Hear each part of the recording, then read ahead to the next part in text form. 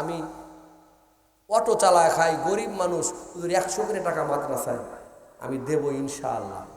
আপনারা তো সিরিয়াল দরিয়া টাকা দিতেছেন, আমি দেখেছি। আপনারা কবুলিয়াত মানুষ, আসেন। যাদের আব্বা আম্মা কবরে চলে গেছে, যাদের আপন মানুষ কবরে চলে গেছে, বড় ভাই কবরে চলে গেছে, কেমন করিয়া ঘুমাইয়া রইলেন আম্মা, অন্ধকার কবরতে শুইয়া। বছরের পরে ওই বছর ঘরে আম্মা তুমি না আসিলা ফিরিয়া। ভিতরে কি লোক নামাইছিল?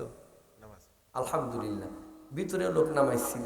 আমি বুঝতে পারছি দ্বিতীয় বক্তা কাজ সারছে মোটামুটি, কিন্তু এরপরেও যদি আপনি মনে করেন যে হুজুর আপনি নতুন মেহমান, আপনাকে কোনোদিন দেখি নাই, হুজুর আপনার হাতের মধ্যে 1000 টাকা দিলাম, 500 টাকা দিলাম, 2000 টাকা দিলাম, এখনো সময় আছে, একটু আসেন। দোয়ার আগে মুরব্বীরা কিছু কথা বলবে, তারপরে দোয়া হবে।